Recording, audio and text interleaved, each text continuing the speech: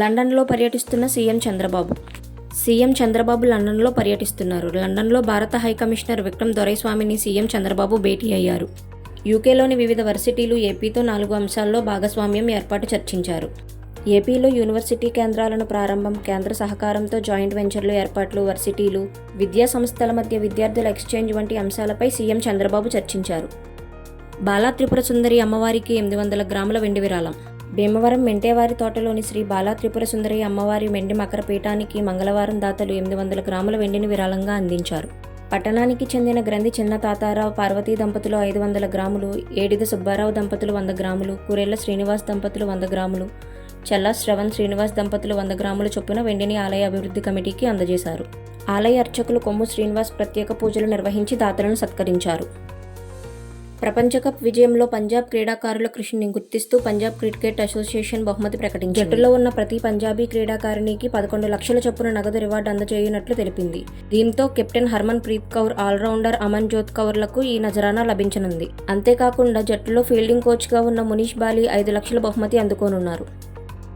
గోవాలో నకిలీ మద్యం కేంద్రాన్ని గుర్తించిన నకిలీ మద్యం కేసులో కీలక పరిణామం చోటు చేసుకుంది. గోవాలో నకిలీ మద్యం కేంద్రాన్ని సిట్ అధికారులు గుర్తించారు. వైసీపీ హయాంలో జనార్దన్ రావుతో కలిసి గోవాలో కల్తీ లిక్కర్ డంప్ను జితిన్ ఏర్పాటు చేశారు. సౌత్ నార్త్ గోవా పనాజీ మార్కావ్లో జనార్దన్ రావుతో కలిసి జితిన్ నకిలీ మద్యం విక్రయించినట్లు తెలిసింది. నిందితుడు జితిన్ అనే వ్యక్తి కేరళ వాసిగా గుర్తించారు. పూర్తి వివరాలు తెలియాల్సి ఉంది.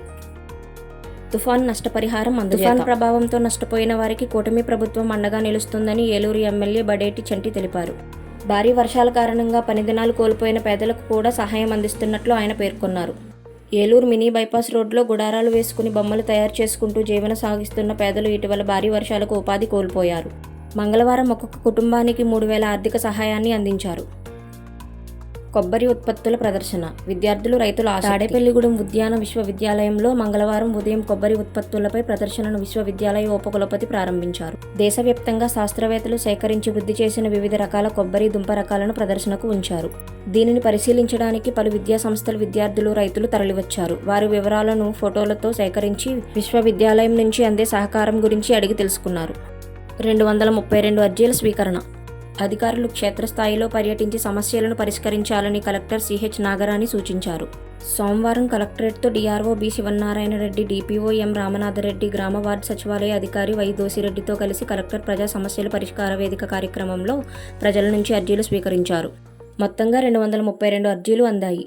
ఈ సందర్భంగా కలెక్టర్ మాట్లాడుతూ అర్జీల పరిష్కారానికి అధికారులను ప్రత్యేక శ్రద్ధ తీసుకోవాలన్నారు. అర్జీలు రీఓపెన్ కాకుండా చూడాలన్నారు.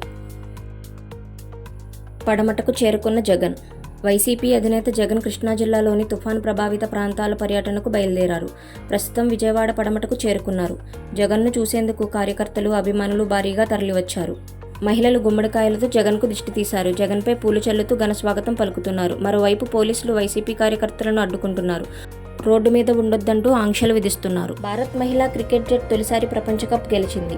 అయితే ఇప్పటి వరకు పెరేడ్ కార్యక్రమాన్ని షెడ్యూల్ చేయలేదు. దీనికి కారణం సీనియర్ అధికారులు నవంబర్ 4 నుండి 7 వరకు దుబాయ్లో జరిగే ఐసీసీ సమావేశాల్లో ఉన్నారు. వారు ఇండియాకి తిరిగి వచ్చిన తరువాత భారత మహిళా జట్టు తమ ప్రపంచ కప్ విజయాన్ని అభిమానులతో కలిసి సెలబ్రేట్ చేసుకోవడానికి కనీసం 1 వారం వరకు వేచి ఉండాల్సి వస్తుందని సమాచారం. ఇంతటితో న్యూస్ సమాప్తం. లైవ్ న్యూస్ అప్డేట్స్ కోసం వీకేఆర్ జర్నల్స్ని సబ్స్క్రైబ్ చేసుకోండి. Thanks for watching.